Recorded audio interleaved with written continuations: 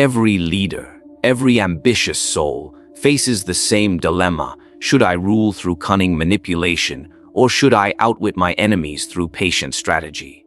Today, we solve this problem by dissecting both Machiavelli's and Sun Tzu's philosophies and revealing which one prevails when the stakes are highest. Power is a battlefield. Some fight with deception, others with strategy. Two names echo through the corridors of time: Niccolò Machiavelli, the ruthless architect of political survival, and Sun Tzu, the timeless general who taught that wars are won before they are fought. But the question remains, when survival and dominance are at stake, whose philosophy truly wins? When we speak of power, we must strip away illusions, because at its core, power is not about virtue, morality, or even justice. It is about survival and control. This is where the philosophies of Machiavelli and Sun Tzu diverge like two roads, leading to the same destination, yet carved through entirely different landscapes. Machiavelli, the Florentine statesman and observer of princes, saw power not as an ideal, but as a weapon. To him, ruling was not a matter of honor, but of necessity. If survival demanded deceit, cruelty, or betrayal, then such actions were not sins, they were duties. Power, for Machiavelli, was about holding the throne no matter the cost. A ruler had to master the art of manipulation, knowing when to appear merciful while concealing the iron hand that could crush any opposition. The people did not need to know his true nature. They only needed to believe in the mask he wore. Now, contrast this with Sun Tzu, the ancient strategist whose wisdom echoes from the battlefields of China. For him, power was not about brute force or ruthless domination. It was about the discipline to shape events before they occurred. Where Machiavelli might strike swiftly to preserve his rule, Sun Tzu counseled patience, reminding us that the greatest victory is the one won without fighting. Power, in his vision, was not an act of manipulation, but a process of preparation. To him, knowledge, foresight, and planning were sharper than any sword. This contrast creates the first great divide. Machiavelli's battlefield was the court, filled with scheming nobles, conspiracies, and betrayals. Sun Tzu's battlefield was the open plain, where armies marched, banners rose, and the strength of nations was tested. One philosophy thrives in politics, where a ruler must master appearances and human weakness.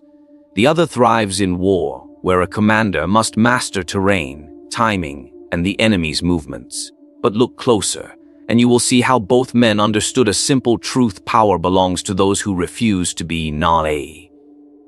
Machiavelli, with his cold realism, argued that a ruler must be willing to abandon virtue if it endangered his throne. Sun Tzu, though often painted as more honorable, shared this pragmatism. He too believed in deception, in striking where the enemy least expected, in using appearances to mislead. Yet their intentions differed. For Machiavelli, deception was a daily tool of politics, a mask to keep subjects obedient and rivals fearful. For Sun Tzu, deception was a strategy of war, a way to paralyze enemies before swords even clashed. Imagine two rulers facing the same crisis. A rebellious noble plots against the throne. Machiavelli's prince would feign kindness, invite this noble into his court, perhaps even embrace him in public, only to quietly eliminate him in the night, ensuring that no rebellion could ever take root. Sun Tzu's general, faced with the same threat on the battlefield, would never engage the enemy directly. Instead, he would spread misinformation, weaken supply lines, and sow doubt within the enemy's ranks until the rebellion collapsed on its own.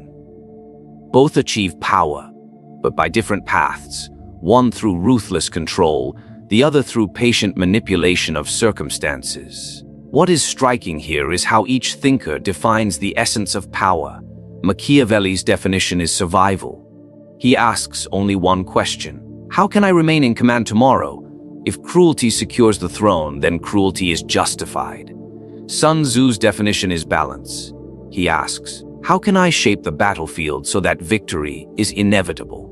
For him, victory was not just about surviving today. but ensuring that tomorrow's battles never even need to be fought. The difference is profound. Machiavelli thrives in a world where threats are constant, where politics is a game of daggers hidden beneath robes, and where mercy can destroy a ruler faster than any sword. His world demands decisive strikes, ruthless calculations, and the ability to manipulate appearances. Sun Tzu thrives in a world where patience creates opportunity, where restraint is more powerful than reckless attack, and where winning without bloodshed is the highest form of mastery. And yet, despite these differences, they both reveal a truth about the core of power. It is never about what is just, but about what is effective. Neither man believed in the fantasy that power could be held by goodness alone. Both understood that survival required clarity of mind, freedom from illusion, and a willingness to act outside conventional morality. This is why their philosophies continue to dominate the thinking of leaders even today. In politics, in business, in war, one must constantly choose between the speed and ruthlessness of Machiavelli or the patience and foresight of Sun Tzu. One philosophy tells you to seize the throne before it slips away. The other tells you to prepare the battlefield so carefully that the throne comes to you without resistance. But at their core, both men agree on this. Power is not a gift. It is not granted by morality, religion, or ideals. It is seized, shaped, and protected by those who understand human nature and the forces of conflict. Whether through manipulation or strategy, the heart of power belongs only to those who dare to claim it. The question of fear and harmony lies at the very heart of leadership. How should a ruler, a commander, or a leader of men secure loyalty? Should he grip his followers with the iron hand of fear, ensuring obedience through the threat of punishment? Or should he bind them through trust, harmony, and respect so that they willingly stand by his side?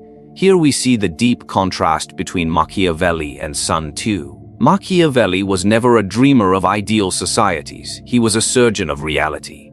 In The Prince, he declared that it is better to be feared than loved, if one cannot be both. His reasoning was simple: love is fragile. It is built upon gratitude and affection, but these emotions can evaporate the moment self-interest intrudes. A man who loves his ruler today may betray him tomorrow if it brings him profit or safety. Fear, however, is far more reliable. Fear is constant, and it grips the human heart in ways affection never could. A subject who fears punishment will think twice before betraying, because the cost of disloyalty is heavy and immediate. To Machiavelli, harmony was a weakness because it relied upon the good nature of men, and Machiavelli believed that men, by nature, are selfish, deceitful, and easily swayed. Thus, the wise prince builds his rule not on the shifting sands of affection, but on the solid stone of fear. A ruler must not be hated, for hatred invites rebellion, but he must never hesitate to cultivate fear if it guarantees loyalty. For Machiavelli, the whip outlives the embrace. Sun Tzu, however, gazed upon leadership with a different eye. His vision was not rooted in the politics of courts, but in the discipline of armies. For him, harmony between the commander and his soldiers was the foundation of strength. He wrote that a leader who treats his men like beloved sons will see them follow him into the deepest valleys of death without hesitation. Fear might force obedience, but harmony inspires devotion. Soldiers who fight from fear may march, but soldiers who fight from harmony will die willingly, because they trust in the wisdom of their general and the justice of his cause. The contrast is stark. Machiavelli trusted fear because he saw men as treacherous. Sun Tzu trusted harmony because he saw men as loyal when properly led. Machiavelli's world was treachery in palaces, where trust meant certain ruin. Sun Tzu's world was unity in war, where survival depended upon the bond between commander and army. Both philosophies are not wrong. They are responses to different realities. Consider this: a prince who rules only with love risks being toppled the moment his subjects' loyalty falters. But a general who rules only with fear risks collapse the moment his army loses the will to fight. In politics, fear is the stronger weapon. In war, harmony is the sharper sword. Each man speaks to a different arena of power. Machiavelli's insistence on fear comes from his understanding of human weakness. He knew that people are fickle, that gratitude fades, and that morality bends under pressure. He saw power as too fragile to be left in the hands of emotion. Sun Tzu's faith in harmony comes from his observation of discipline and order. He knew that an army bound by trust can outlast hardship, endure suffering, and remain steady even when all seems lost. For him, harmony was not naive kindness, but a strategic necessity to keep armies united. But here lies the fascinating overlap. Both fear and harmony are tools of control. Machiavelli used fear to control behavior. Sun Tzu used harmony to control loyalty. Both understood that without control, power dissolves. The difference lies in the method of securing it. One terrifies men into obedience, the other inspires them into sacrifice. Let us imagine two rulers facing rebellion. The Machiavellian prince responds with swift brutality. He executes a handful of rebels publicly, ensuring that the rest tremble at the thought of disobedience. Order is restored not because his people love him, but because they fear him more than they fear the chaos of resistance. Now picture the Sun Tzu general. When his army faces doubt, he does not slaughter them into submission. He reminds them of their shared purpose, treats them with fairness, and demonstrates through his wisdom that victory is certain if they follow him. They march, not because they fear his sword, but because they believe in his vision. The essence of this keynote lies in a paradox. Fear builds obedience but breeds silence, while harmony builds loyalty but risks fragility. Fear ensures compliance, yet it isolates the ruler from the affection of his people. Harmony ensures devotion, yet it exposes the leader to betrayal if trust is broken. Both are powerful, both are dangerous, and both can collapse if used without balance. When Machiavelli looks at fear, he sees safety, stability, and a guarantee of survival. When Sun Tzu looks at harmony, he sees unity, morale, and the ability to achieve victory without needless sacrifice. These are not just differences in style.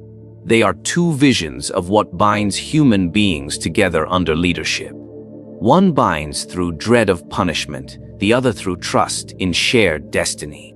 Power is never just about what you are, it is about what others believe you are. In politics, in war, in life itself, perception often outweighs truth. Here lies one of the greatest convergences between Machiavelli and Sun Tzu. Both men understood the art of deception, though they wielded it for different purposes. Machiavelli saw appearances as the shield of rulers. Sun Tzu saw illusions as the sword of generals. To both, reality was dangerous if left uncovered, for the naked truth can expose weakness. Machiavelli wrote that a prince must always appear merciful, faithful, humane, and religious. But he must be prepared to act in the exact opposite way when necessity demands it. In other words, it is not important that a ruler is truly virtuous. It only matters that he seems virtuous to the people. The masses, Machiavelli argued, are simple, and they judge more with their eyes than with their hearts. They will believe what they see, not what is hidden behind the curtain. Thus, appearances are more powerful than truth, because appearances control perception, and perception controls loyalty. A prince who is truly good but appears weak will lose his throne, while a prince who is ruthless but appears kind will keep it. Sun Tzu's battlefield lessons carried a similar thread. He taught that all warfare is based on deception. If you are able, you must appear unable. If you are near, you must appear far. If you are strong, you must appear weak. His reasoning was not about impressing the masses, but about misleading the enemy. For Sun Tzu, illusions were weapons that bent the battlefield before swords ever clashed. Victory came not from sheer force, but from shaping the enemy's perception so thoroughly that he walked willingly into defeat. The distinction is clear. Machiavelli's appearances target the people, subjects, allies, rivals within the court. Sun Tzu's illusions target the enemy, those who must be broken without direct confrontation. Yet in both, the principle is the same: never reveal your true self. Never show your true hand. Truth is vulnerability, appearances are power. Imagine the Machiavellian ruler. His people believe he is merciful, yet behind closed doors, he executes threats with cold precision. They believe he is faithful, yet he shifts alliances whenever survival demands it. His reputation is a carefully painted portrait, but the reality behind it is ruthless calculation. Now imagine Sun Tzu's general. His enemy believes he is retreating, yet his retreat is a trap. They believe he is weak, yet his strength is hidden behind terrain. They believe victory is near, yet they march straight into their own destruction. Both leaders win, not by exposing truth, but by crafting a version of reality for others to believe. What makes this concept so dangerous is how easily people accept appearances as truth. Machiavelli understood that the masses rarely look deeper. They are satisfied with the surface, with ceremonies, with symbols. A ruler who parades as virtuous earns devotion, even if his rule is marked by cruelty. Sun Tzu understood that enemies act based on what they see. If you control what they see, you control their choices. Both thinkers wield deception not as a side tool, but as the very foundation of control. But here lies the darker question: which is more powerful?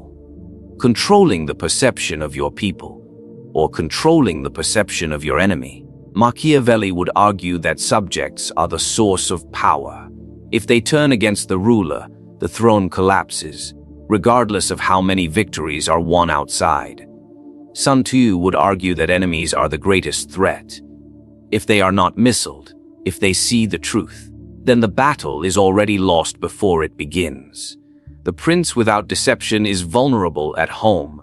The general without deception is doomed on the battlefield. Think of how appearances ripple outward. A ruler who appears strong discourages rebellion, even if his armies are weak. A general who appears weak lures enemies into a trap, even if his forces are strong. Reality may contradict both, but the illusion shapes outcomes. Machiavelli taught rulers to wear masks of virtue. Sun Tzu taught generals to wear masks of weakness or strength depending on need. Both masks protect, both masks conceal.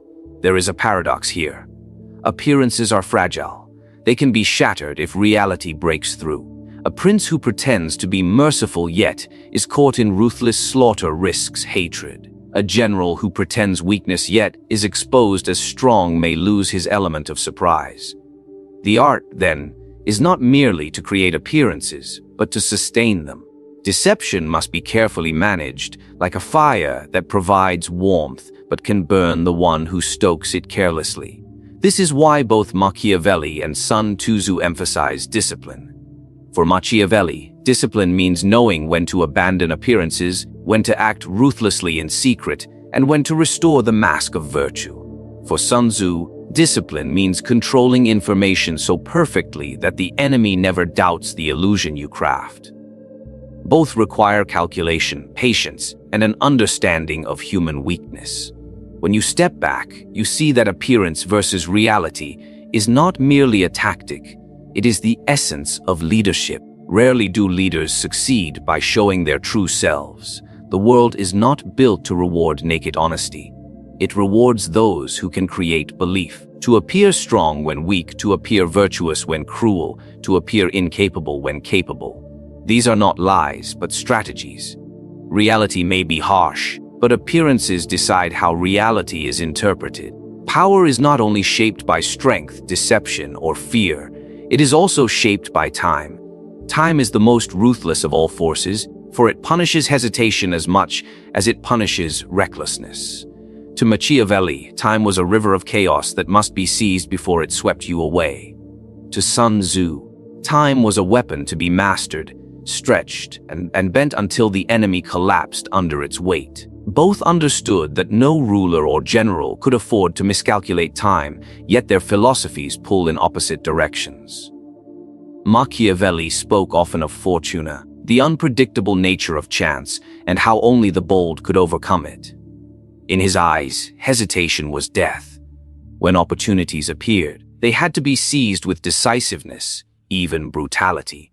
A ruler who waited too long would find the window of power closed, leaving him vulnerable to rivals. Time, for Machiavelli, was fleeting, slippery, and dangerous. He compared it to a woman who must be dominated with force before she escapes your grasp. Delay, he argued, only invites ruin, for fortune favors those who act swiftly and strike before their enemies can react. Sun Tzu, however, counseled the opposite. For him, time was not an enemy but an ally. He advised waiting, studying, observing the enemy's movements, and striking only when the moment was perfect.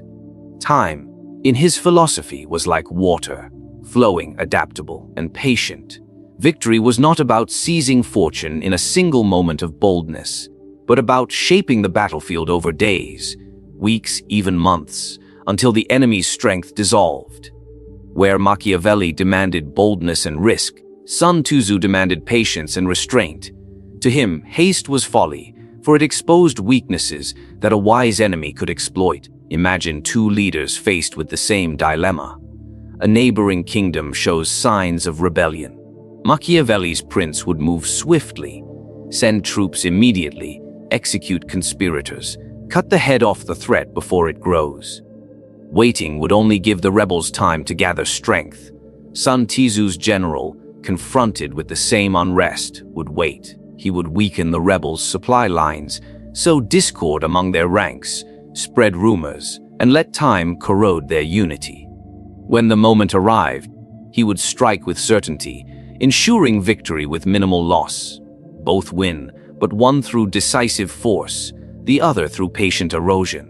This divide reveals two different ways of understanding human affairs.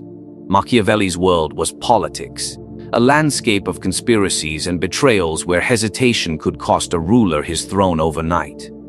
In such a world, delay was fatal, and only boldness ensured survival. Sun Tzu's world was war, where battles unfolded over vast terrains and long campaigns. There, patience could win wars without fighting, while recklessness could annihilate armies. Each man shaped his philosophy according to the nature of the battlefield he studied. Yet despite their differences, both shared an insight. Time is power when mastered, and destruction when neglected. Machiavelli saw mastery of time as the courage to act swiftly against fortune. Sun Tzu saw mastery of time as the discipline to wait until fortune itself bent in your favor. To one, time was an enemy to be conquered. To the other, time was an ally to be befriended. This tension between urgency and patience is one every leader faces. Should I act now, risking too much too soon? Or should I wait, risking that opportunity fades away? The Machiavellian answer is to strike first, for opportunities rarely return once lost. The Sun Tzu answer is to wait, for premature strikes often lead to ruin. The danger lies in extremes. A ruler too hasty becomes reckless. A general too patient becomes stagnant. Both men remind us that the art of leadership lies not in choosing only one path, but in knowing when time demands speed and when it demands delay. But consider the psychological aspect. Machiavelli knew that hesitation made a ruler appear weak. In politics, weakness invites vultures. A prince who delayed in crushing rebellion or punishing rivals appeared uncertain, and uncertainty invited challenge. Swift action not only solved problems but projected strength, ensuring that others feared to test his resolve. Sun Tzu, however, knew that impatience betrayed itself to the enemy. A general eager to fight revealed his intentions too quickly, leaving openings for ambushes and traps. Time, in his hands, became a veil that concealed intention until the strike was inevitable and devastating. It is here we see how time itself is an illusion, shaped by perception. To the people, a Machiavellian prince appeared strong when he acted swiftly. To the enemy, a Sun Tzu general appeared mysterious, untouchable, and unstoppable when he waited with patience.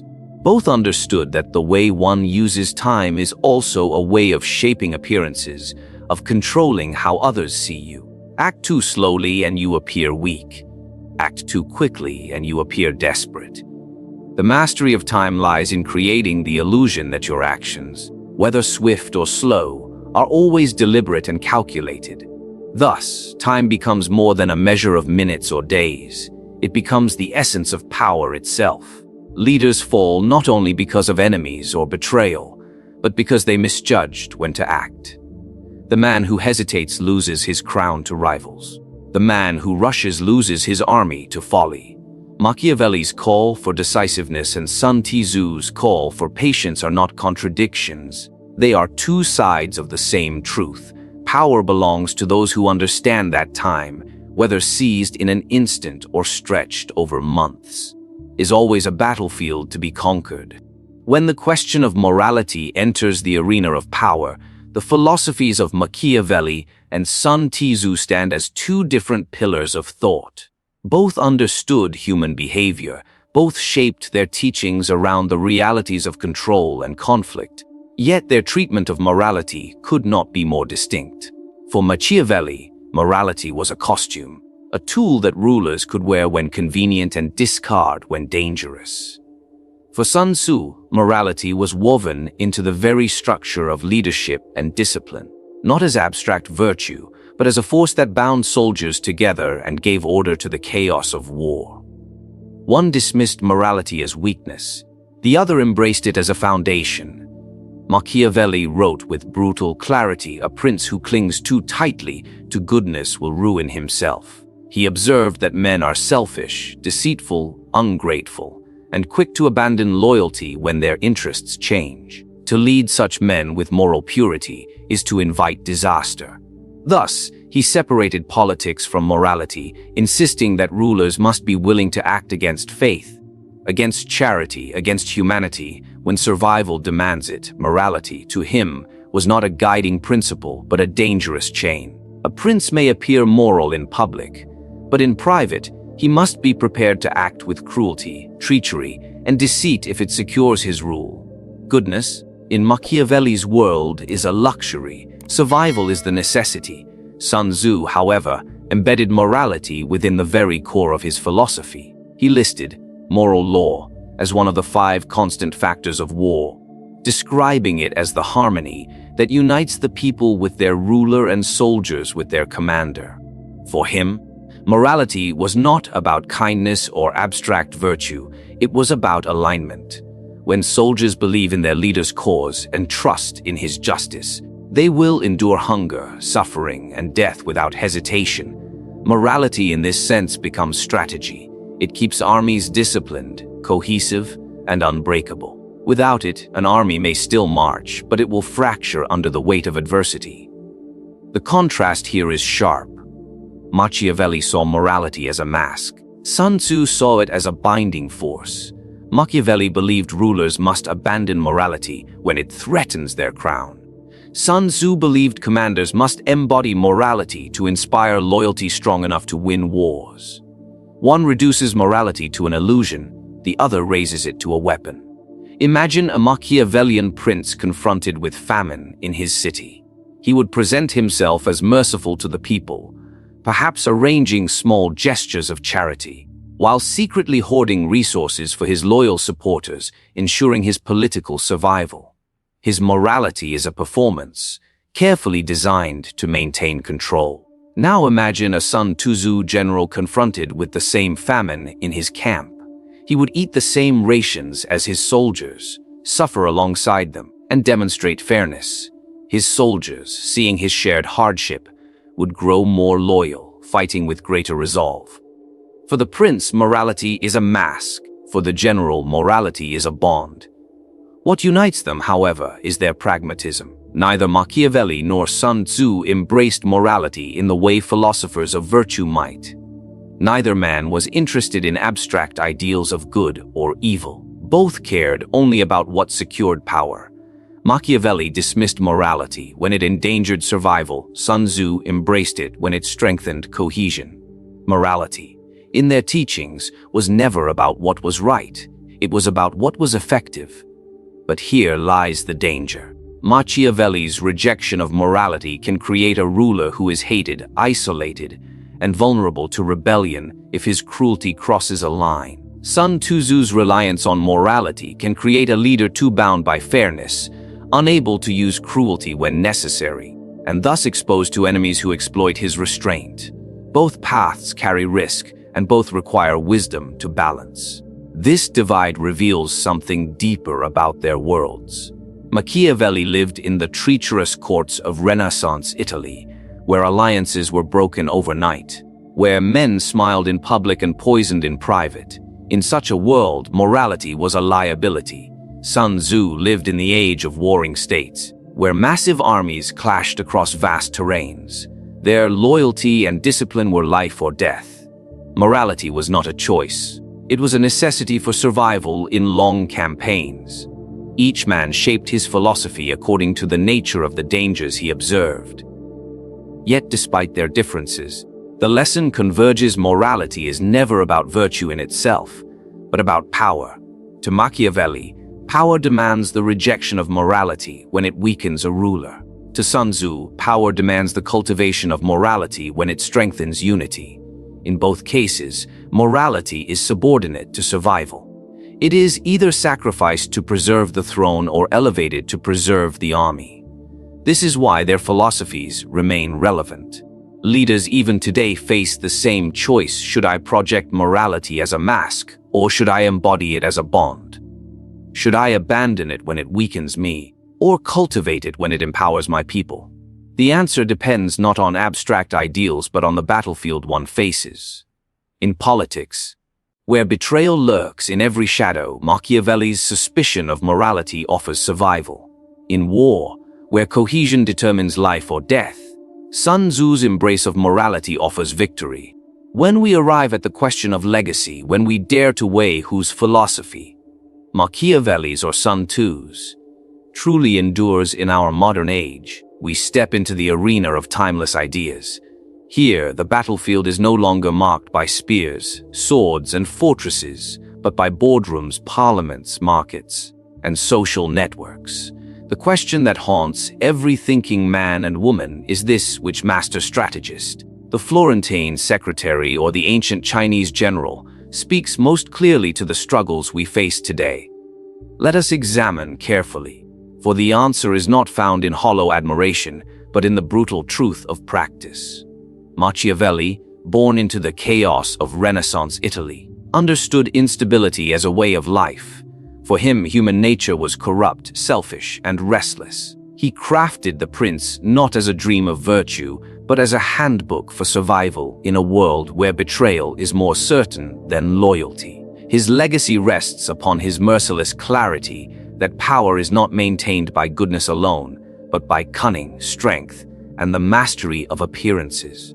Look at the modern politician, shaking hands and smiling for the cameras, while in private they sharpen knives against rivals.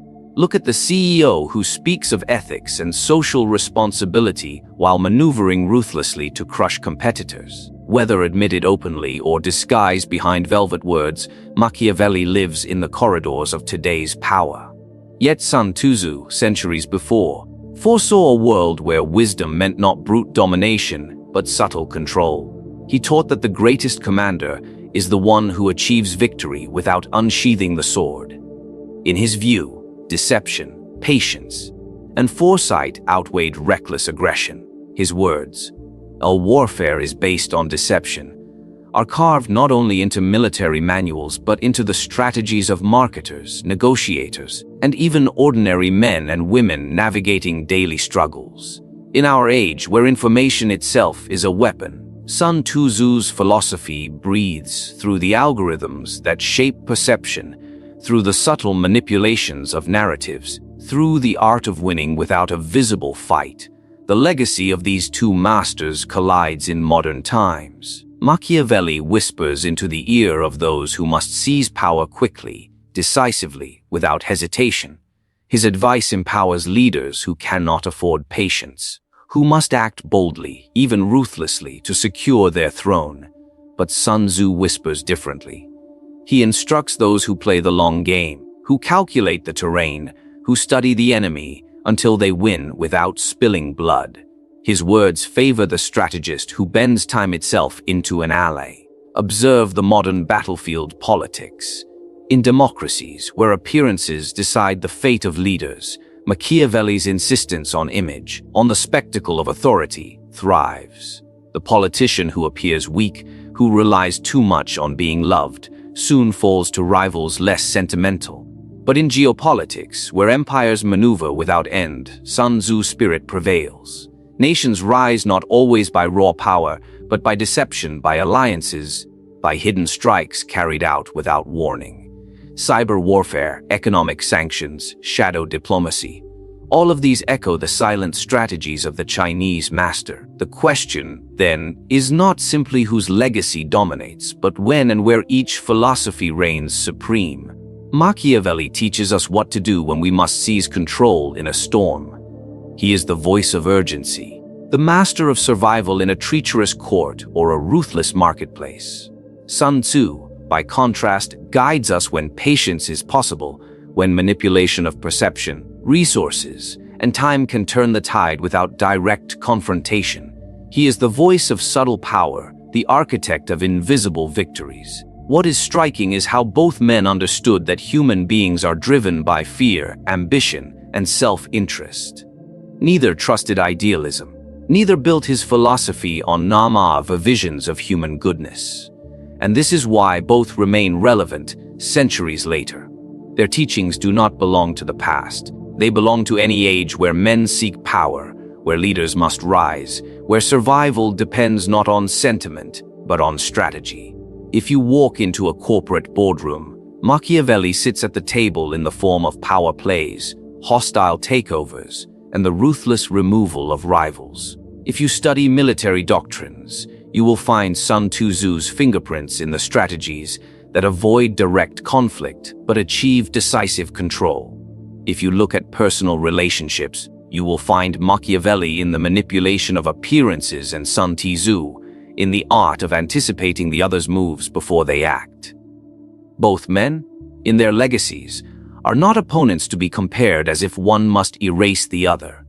They are twin specters, haunting every domain where power is pursued. The Florentine shows you how to seize it, the Chinese general how to preserve it. One speaks to the moment of crisis, the other to the long stretch of time. One arms you with ruthlessness, the other with patience. Both arm you against the illusions of morality, against the traps of sentiment, against the blindness of weakness. Thus, when we ask whose philosophy wins, the truth is that both survive, because both describe realities that still exist today. Machiavelli and Sun Tzu are not just voices from the past. They are the two shadows that walk beside us in every battle for power, every negotiation, every ambition, every betrayal. And those who fail to learn from both will find themselves crushed by the ruthless game they never understood. So, whose philosophy wins, Machiavelli's or Sun Tzu's?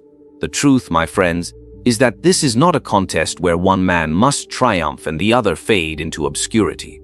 Power is too vast, too complex, too shifting to be ruled by a single voice. Machiavelli shows us how to grasp control when the world is treacherous and unforgiving, how to survive storms with boldness, ruthlessness, and mastery of appearances. Sun Tzu, in contrast, teaches us how to command quietly, to wage war without fighting, to win with patience, foresight, and subtle deception. Their legacies do not cancel each other. They complete each other. Machiavelli gives us the courage to act when hesitation means death, while Sun Tzu gives us the wisdom to wait when impatience would destroy everything. Together, they reveal the two faces of power, the sharp edge that seizes and the hidden hand that guides. The true victor, then, is not Machiavelli or Sun Tzu. It is the man or woman who learns to wield both, who knows when to strike with ruthless force and when to conquer through invisible influence. For in the game of power, the greatest mistake is to cling to only one weapon. The world belongs to those who can read the battlefield, adapt their tactics, and command both the art of ruthless action and the art of subtle strategy. This is the timeless lesson, not who wins between Machiavelli and Sun Tzu, but how you, by learning from both, ensure that you never lose.